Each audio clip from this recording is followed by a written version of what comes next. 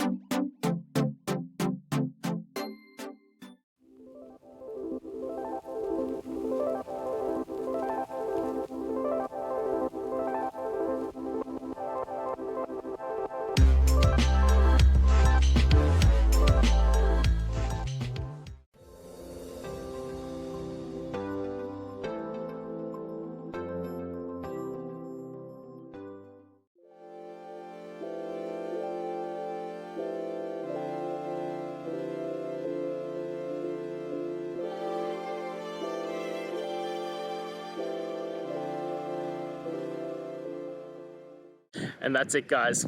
I hope we've gone through and found the answer that you're looking for. And look, if we did find that answer in your resolution, please hit the subscribe button. I'd really appreciate it. Now, until the next time you need technical videos, I hope you have a good one.